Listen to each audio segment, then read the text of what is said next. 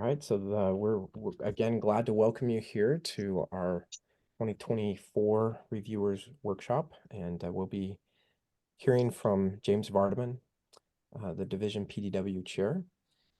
And before we move on, I just want you to know in the chat, I'm going to drop a couple of links.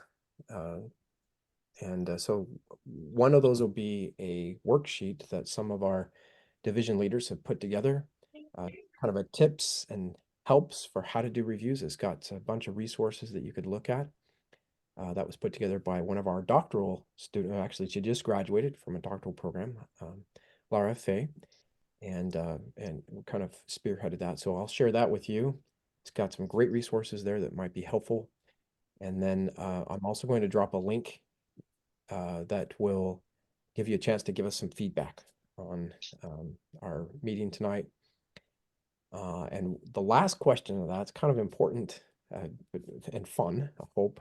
We just love to hear from you of any resources that you've found in your journey in studying organization development and change that have been particularly useful to you. That's in the spirit of the community that we're trying to create here in the Organization Development and Change Division.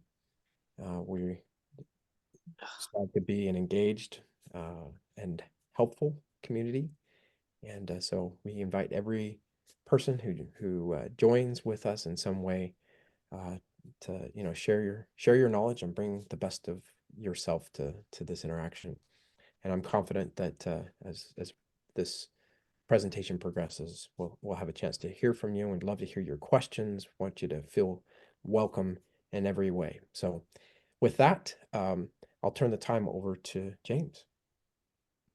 Thanks, David. Do I have the ability to share my screen? You do, yes. Okay. One other thing, I know because we had the confusion, we couldn't get for the pre-meet. When I finished with my slide deck, unless Michael has something, could you pull up that Google Doc with the tips on it? Because I like to go through those maybe at the end. Yep, absolutely. Yep. For you. All right, yep. Thanks.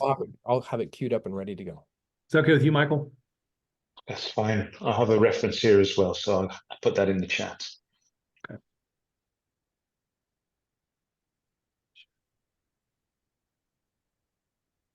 Can you guys see my my slide deck there? Yes, it's coming through perfectly. Okay. So, hi guys. Really great to be here with you guys. I'm really excited about doing this. To be honest with you, this is really fun to talk about this review process. And what I mainly wanted to do with this was to start out by sort of sharing some things with you that I've learned over nearly 20 years doing this. That's why I titled it Observations from 20 Years of Reviewing, as you can see there on your screen. I should say more like nearly 20 years. I guess technically it's probably, if you count student years, it's been 20 years. I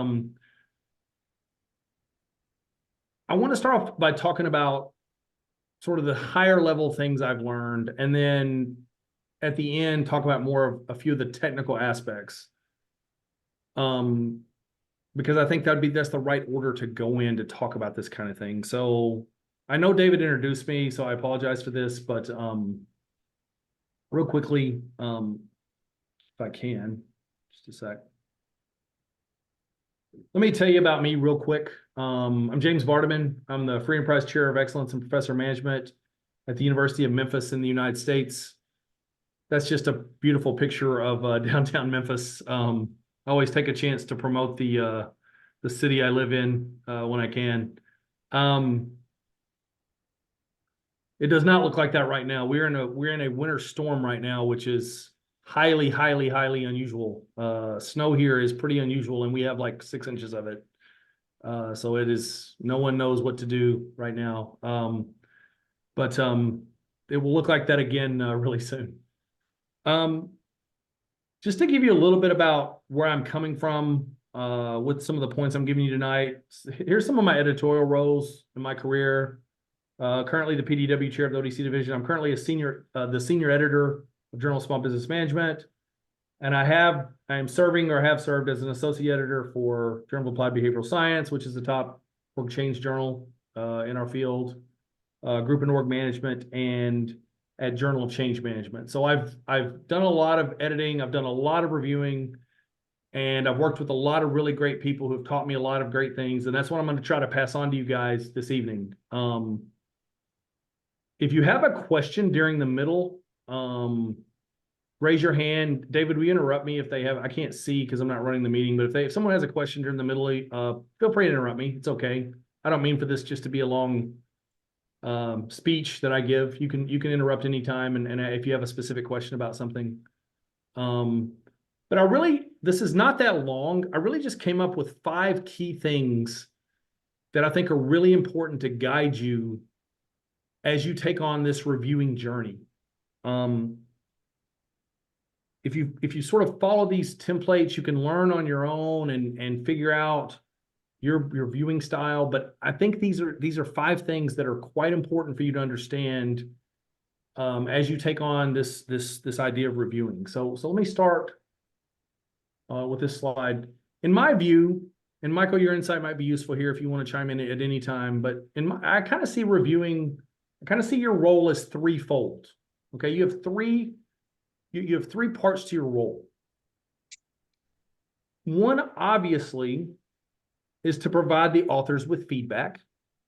That one's pretty obvious. It's pretty clear. You know, you receive a paper, you receive a manuscript. You're going to provide the authors with general feedback on their work. You know, what you like about it, what you don't, all that, okay? But it goes beyond that. You also have to guide the authors, or attempt at least to provide guidance for the authors into making their paper publishable. So it's not just, here's what I think of your paper. It's, here's what I think of your paper. Here's what the strengths are and the weaknesses are, with an eye toward them improving it, ultimately to make it acceptable for publication or acceptance into a conference or whatever their goal is there. And then there's a third part of your role, the third part of it, and that is to provide the program chair or editor with material they need to help reach a decision on the manuscript. Okay? So generally provide feedback, provide guidance, and provide some feedstock for the editor or the program chair to make a decision on whether they want to accept or reject the manuscript. Okay? I think too often when we begin our reviewing journal, when we're new to this, we know, number one, we know the idea, we provide feedback, but too often, you know, those last 2 parts of the role sort of get overlooked. Okay? So that leads to the sort of my second observation, or my second main thrust here, and that is that your review that you provide should be consistent with all 3 roles. Okay? And here's what I mean by that. Comments like, this paper is not good, those aren't consistent with all 3 roles. And I'll explain why. Yes, this paper is not good. That kind of comment, it does provide feedback to the authors. It gives them a general overview of what you think of the paper. But it doesn't provide guidance. And it's not giving the editor or the program chair any guidance, any help with crafting a decision for the manuscript. You're just telling them it's not good. That's not giving them specific points, specific ideas, specific things that the author can work on, or specific reasons why the paper should or shouldn't be accepted. Okay? And so what I mean by being consistent with all 3 roles is your review comments, the tenor of your review, the content of your review has to fit within each of those three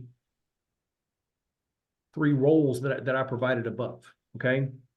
So another example here, this paper should be rejected is not consistent with all 3 roles. Okay? And there, you know, you are providing feedback, but you're not providing guidance, and you're also, I'm going to talk about this in a minute, you're acting as the editor or the program chair when you make a pronouncement like that. Okay, you don't make broad pronouncements like that on the paper. That's the role of the editor or the program chair.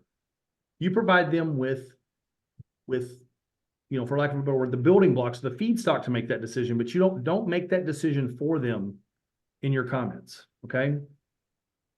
And so that same thing goes with this paper should be accepted.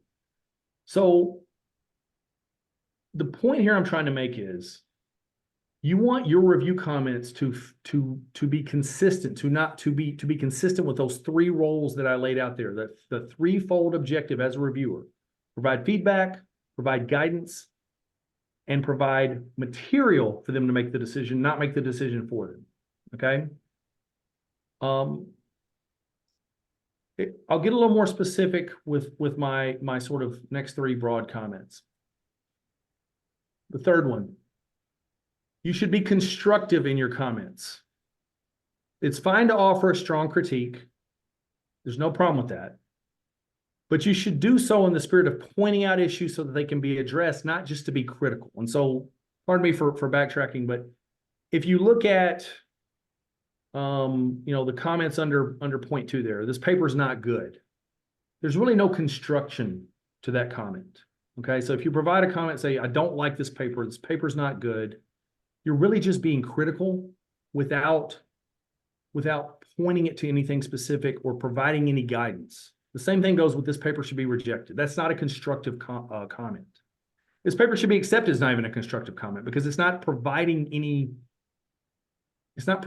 guidance. It's not providing any help to the author to help them get their paper to improve it. Okay. And so be constructive. Try to help the authors. If you have something nice to say to them, I thought the intro, for example, I thought your introduction was well structured. That's still a constructive comment, even though it's complimentary and you're not providing any critique. That's still constructive because you're telling them something specific that you liked. I like the way that you collected your sample. Though that's fine. Those types of comments are fine. Critical comments are fine. Critical comments are fine.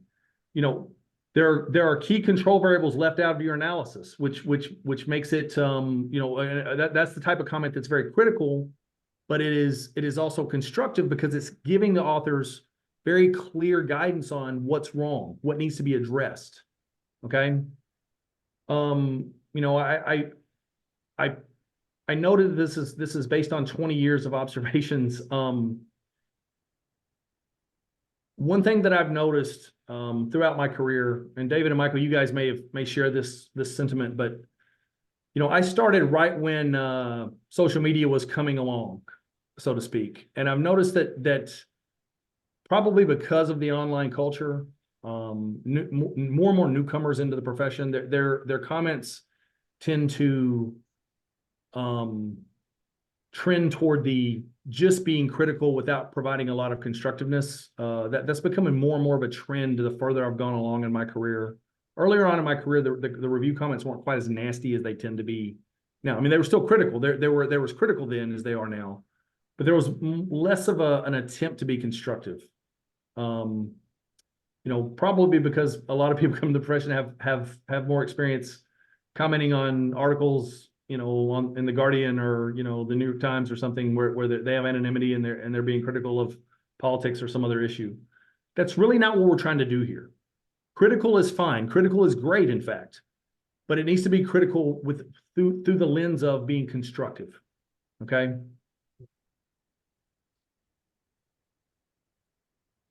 Number 4.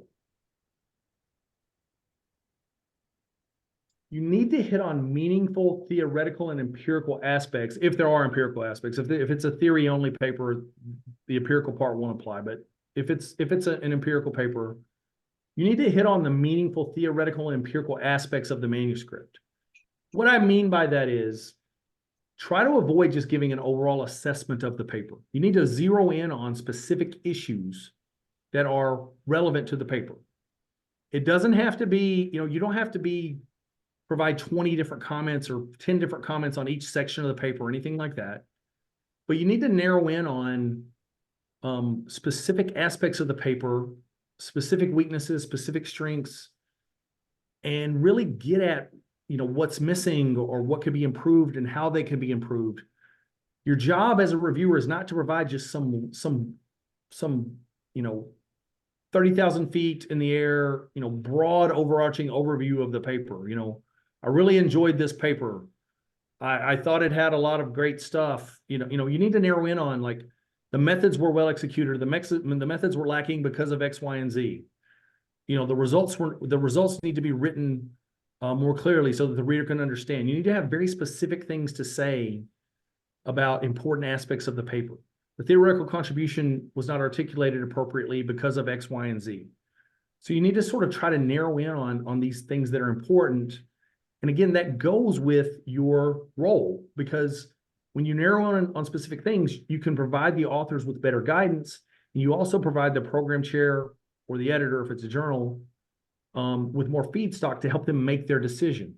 When you provide a broad overarching, I really like the paper, or I really didn't like the paper, without narrowing into those specific issues, the authors get left with a lot of uncertainty, and don't get a lot of specific feedback to help them develop their manuscript further. And then the program chair or editor is also left with a lot of uncertainty about what's exactly wrong or right with the manuscript. And so it makes it more difficult for them to make the decision. Okay. So a lot of the stuff that's in the Google Doc, which we'll go through, when I conclude this part, we'll have a little bit better advice about that kind of thing. But the big key is you need to look at specific issues within the paper and what can be done to improve them, where they're right, where they're good, where they're not, and offer that up in your comments. Okay, number 5, finally. The decision to accept or reject the manuscript for a conference, for a journal, is that of the program chair or editor. You are providing, you are refereeing the paper. You are providing a recommendation. So you will have when you do your review, you will have an opportunity to say, in the Academy system, or if you do it for a journal, you have an opportunity to give your opinion. I reject, probably reject, probably accept, definitely accept, things like that. You'll have a chance to express your opinion to the editor or the program chair and give your opinion. So that is part of your job, is to express your opinion. But to express to the authors whether the paper is going to be accepted or rejected, that is the sole job of the program chair or editor. And so I say this to say, I've heard this from a lot of editors at journals. Your comments shouldn't paint the program chair or editor in the corner. How does that happen? Well, if you put in your review, this is the best paper I've ever read, definitely accept it.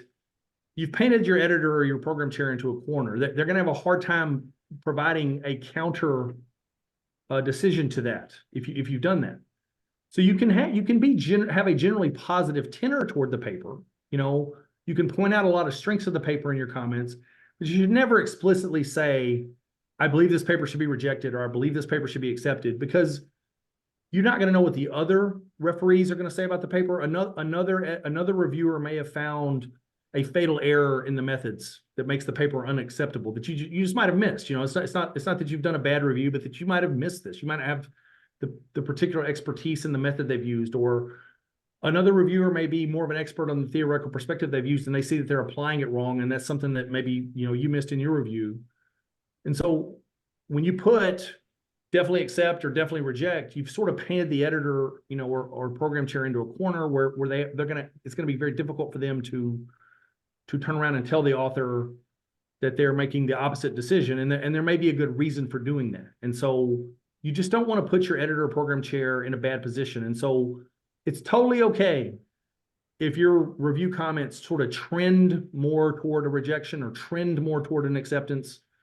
I do that all the time. I'm sure, those of us who are experienced in reviewing have offered up reviews like that. That's totally okay, but you just don't want to be explicit and tell the author, this is what should happen, because that's the job of the program chair or editor.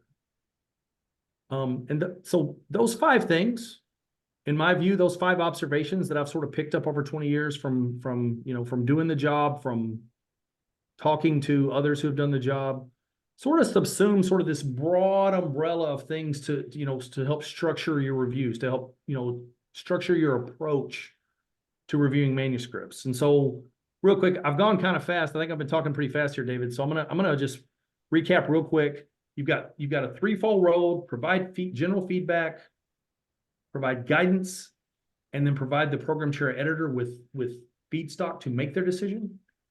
Your review should be consistent with those three roles. Be constructive. Don't just be nasty. Don't just be critical. Try to help improve. Even when you do find negative things, try to give advice for how to improve them, how to solve them. Hit on meaningful, specific points in your review, and avoid making broad blanket statements about what's going to happen with the paper in your review. So, promoting my university again. If we want to take a few questions now, if there's anybody has any questions about this broad approach to providing a review, we can do that. And then after that, we can, you know, Mike, if Michael has anything to add, or we can dive into the Google Doc. I was just going to add, James, if I could, that if we have an opinion on whether or not the paper should be accepted or rejected, or what the decision should be, I believe this is in the Academy system. There is a way to do a confidential comment to the editor or to the chair, and so I just wanted to point that out, because if you do have a really strong held opinion about what the decision should be, you can communicate that, but you should do it confidentially. So those decision-oriented comments should be aimed at the chair or the editor, but they should not be in the comments that go to the authors. So I just wanted to offer that as an addition to what you've said. Yeah, that's a great point. Thank you. Yeah, that you should have an opportunity to provide that type of. So for example, yeah, if you have very strongly held feelings, which I make it a practice when I review to provide very specific rationale for why I made my recommendation privately to the editor in that box, or the program chair in that box, just to let them know where I'm coming from. So that's a great point. That's a great point. Sorry, Michael, go ahead. Thank you very much, James. I think I completely agree with your 5 points. I made some notes earlier. I was trying to summarize what is it that we're trying to do here. And I put down it's to provide constructive feedback to enhance the quality of their research. I think in that spirit, so I'm with you on that. It's kind of a way of trying to bring it all together. The other thought I had is that when often for review for a paper, they will have I'll call it a template, a series of things that they would look for: the rationale, the theoretical arguments, the research methods, and that's quite useful. And what I will do at the end is to post a paper by who was it again? I see, Colquitt and Ireland. It's a really nice paper. It's taking the mystery out of the reviewer evaluation form. So it gives you, it's only 4 pages, and it summarizes everything quite nicely. And I'll hang that on. And then the last thing is that clearly there are also other reviewers as well. So the editor or program chair will be able to see it in light of yours is one among maybe 2 or 3 other reviews, and then be able to make a choice. So just to add to what James said, so thank you. Michael, can you drop that reference into the chat, and I'll pick it up. I'm going to do that. Yeah. Okay, that's great. Yeah. So what questions do you have, if any, to this point in our discussion? Feel free to type those in the chat, or to just raise your hand. What questions do you have? All right, I'm seeing no questions. I'm going to assume. Hey, David, Yeah. this is Matt here. So Go ahead, I Matt. do have one. As a new reviewer, I haven't done any yet. So how many times would an article be reviewed before it's, how many times, how many sets of eyes are on it before that determination is made? A great question. Yeah, as a newbie, I don't want someone's, I don't want it hanging on me. I'm not sure I know what I'm doing yet, right? So. Yeah, Michael, do you want to take that one?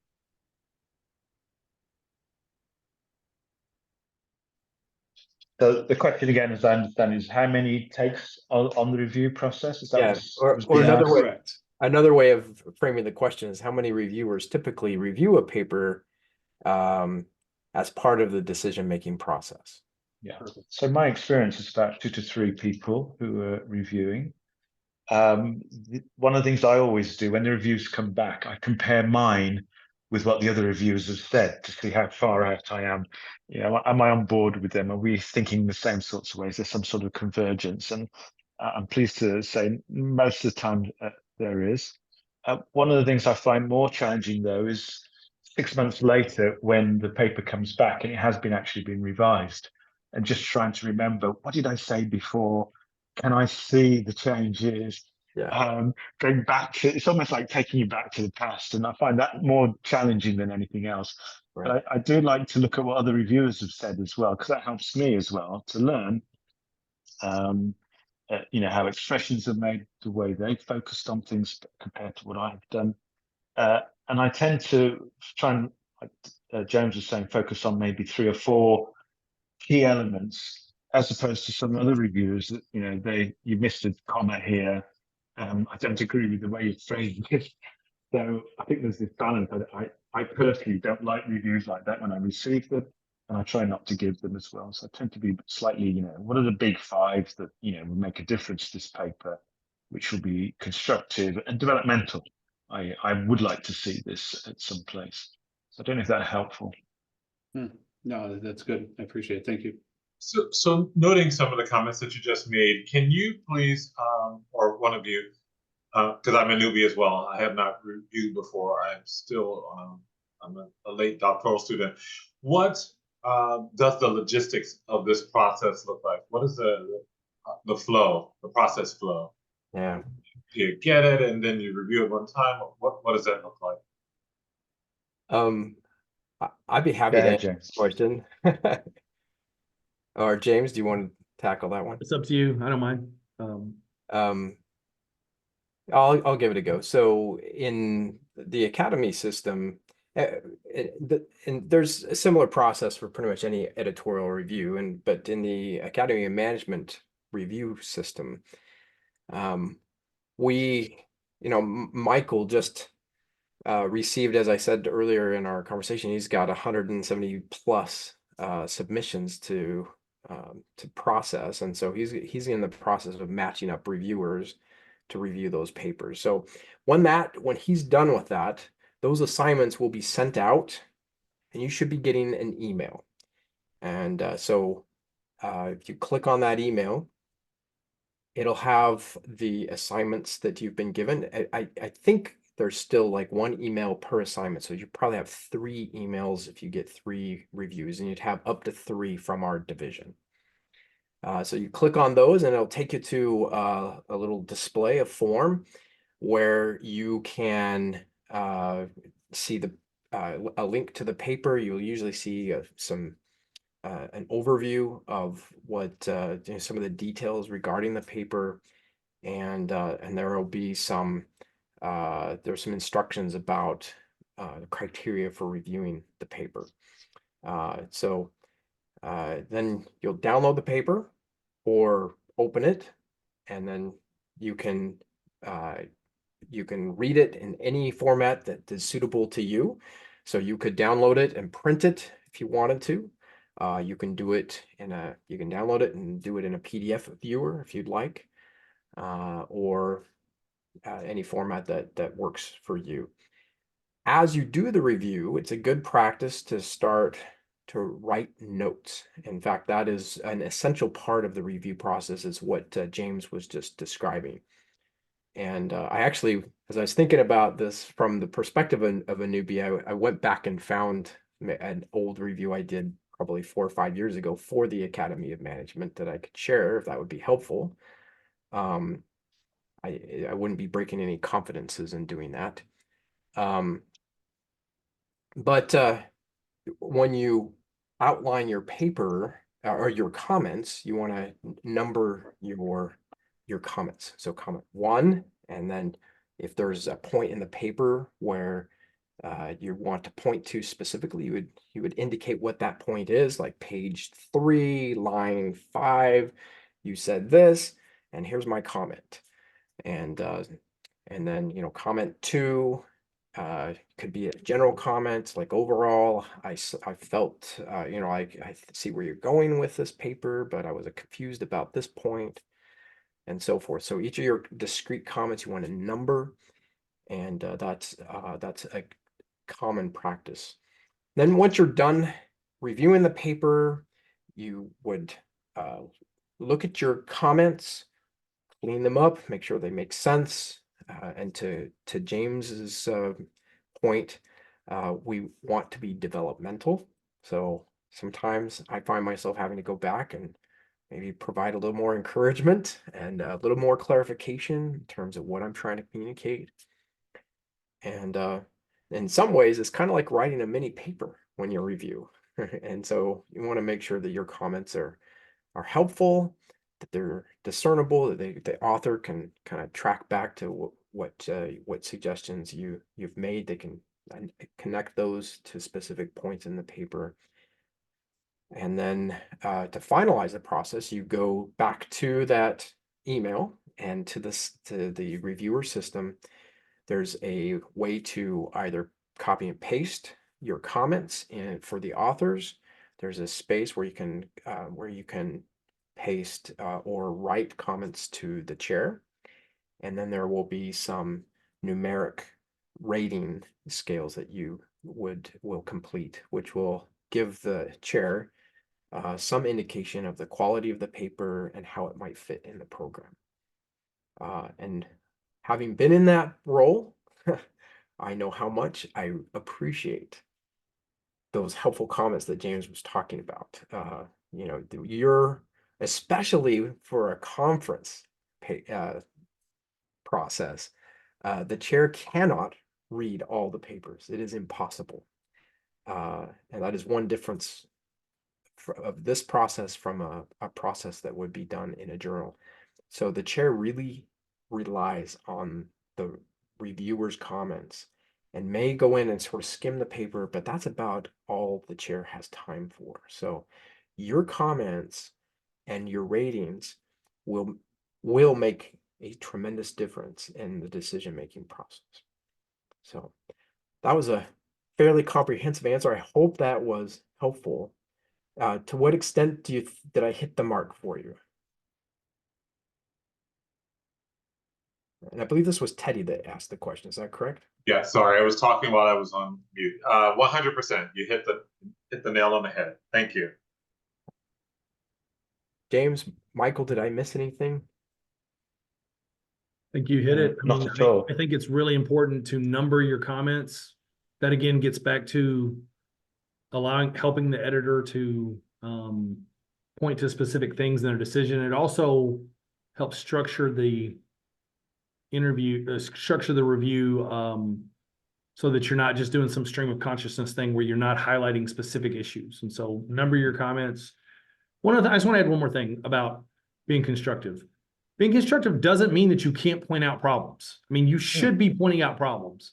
It just means point out problems with an eye toward helping them improve rather than just an eye toward telling them that they stink. You know what I mean? I mean, it's you're trying to help the authors, you know, improve this paper, not just tell them how bad it is. That's the key difference. So you point, that's what we all do. You point out problems, but you want to do it with an eye toward helping them rather than, you know, lowering their self-esteem, you know. So that's that's the big difference. And just one other point about the process. Not only going through the paper with comments along the way, but in actual fact, maybe doing a draft and sitting on it for a couple of days. So I actually draft something, sit on it for a couple, and then go back and then tidy it up. I think that's really quite helpful.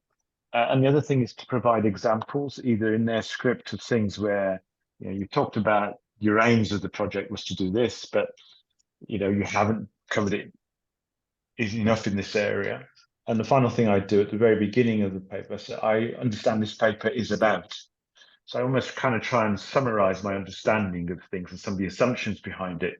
And therefore, these are the comments that follow. And so if I've got the understanding incorrect, then I'm actually saying, well, maybe these comments are not that valid after all. But I always do that at the beginning of a review. Yeah. So I just like to like that. Yeah, me too. I always restate what I believe the paper to be about in my opening of the review. Yeah, that's great advice. And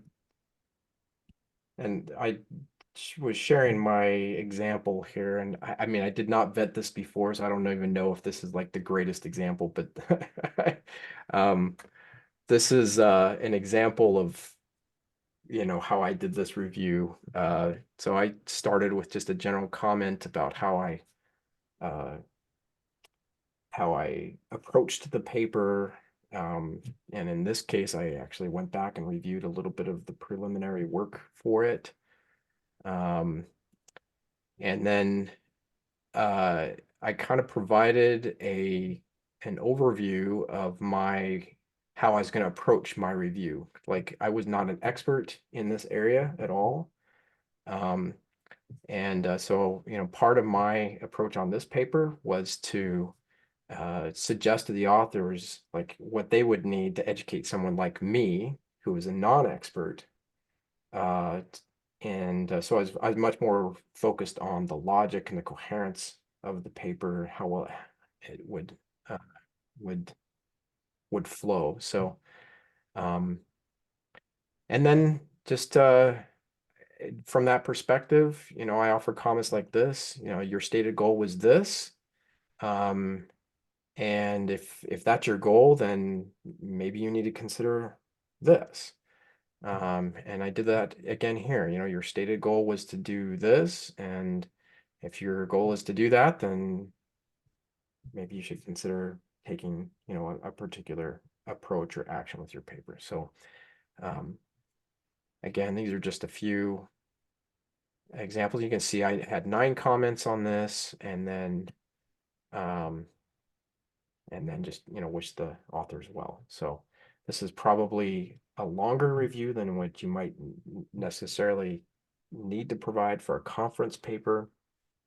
But this was my approach.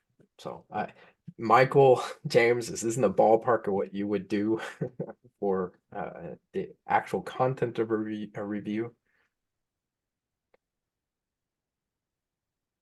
I mean, it looks legitimate to me. I mean, like I think I figured a question that would come up would be, how many comments do we need to provide? And I think Michael sort of hit on this where he said, you know, I've tried to find the 3 or 4 things. I mean, I think sometimes you can go overboard. I mean, if you've got 20 comments to make them. But you know, pointing out specific, hey, there's a comma missing on this page. You know, we're not going to reject or accept a paper based on that. If there's just constant grammatical problems throughout the paper, you point that out. But specific things, you know, instances like that, unless you put them in the end on minor comments just because you saw it and you wrote it down, you know, that doesn't provide a lot. So I think you know, my kind of rule of thumb is for a conference review, you know, I feel like to have done a good job, I need to have 4 or 5 comments. You know, if I'm reviewing for a journal, I like it to be more like 7 or 8. But you know, it's really just about the you know, whatever the high, you know, the important issues you're finding and you know that you can note. Now, I think David, I think yours was in line with, you know, what I would consider a good strong conference review. Yeah, I tend to agree. I go back to the, you know, what is the goal? And the other thing is also obviously providing references for areas which they may have missed. I have 2 things. One is when I'm a subject matter expert, and I have to pull back then because I find that, you know, I'm wanting to share everything. And then the other option is I don't know anything about this at all. Right. And I always feel that I should be able to respond even without the knowledge, but I would tend to be honest, I tend to look at some of the references and read some of the abstracts and intros to get a feel for, you know, is this related to any of the fields that I'm normally connected with? So I find those the most challenging if I have no expertise on this whatsoever. Almost, why have I got this? Yeah. If I may ask another question, so I know the review period opens up on the 18th, am I correct? So should we expect, I don't want to call it an avalanche, but on the 18th to receive multiple emails on that day for all the things? Okay, I see the nod. More or less, yeah. Okay. Yeah. It may be a day or two after, but around that time, yeah, you'll, for lack of a better word, you'll get the avalanche. Okay. Very well. Just want to set reasonable expectations and set up a timeline to get these done. Thank you. Yeah, and it's important to also recognize that you can get up to 3 papers for each division you have signed up to review for. So if you signed up for 2 divisions, you might get 6 papers. We try to avoid overloading in that environment or in that sense, but that could happen. So it's one of the reasons, to James's point, that we just logistically it can be hard to provide an extensive review to every paper when you have 6 papers. Even 3 can be a challenge. So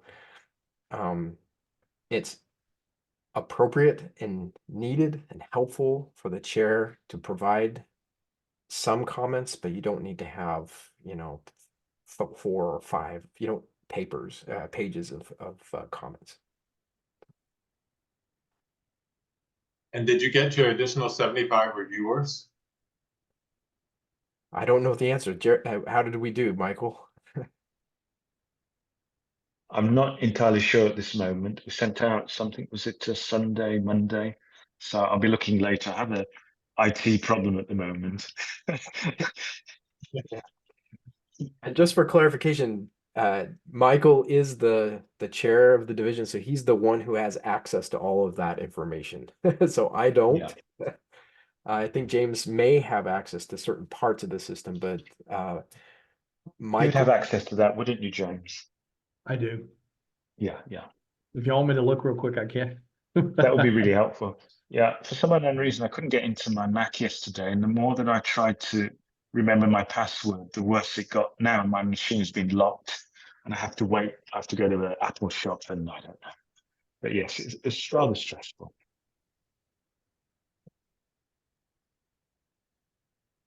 what other questions might you have?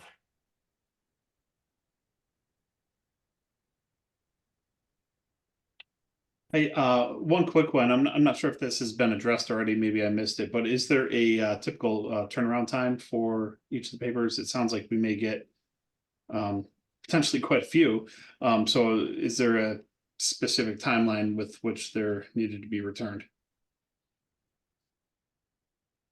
Michael, you're probably best positioned to answer that question. So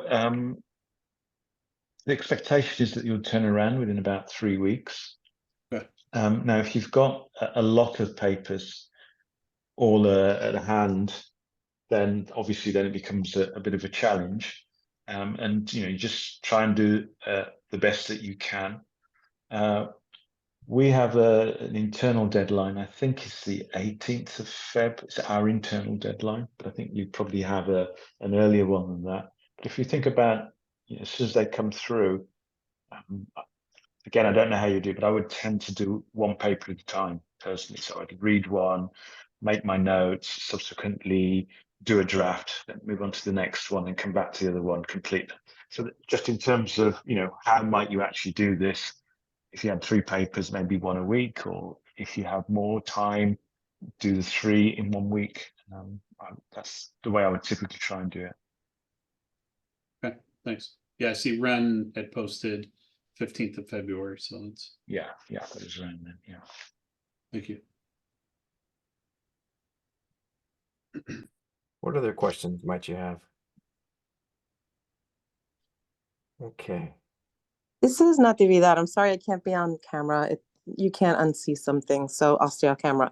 But my question is there any consideration we should give to relevance, like how much the topic ties to what the conference is aiming to introduce, or is that already covered in like an earlier screening and our job is just to look at it through the lens of the things that we've been talking about?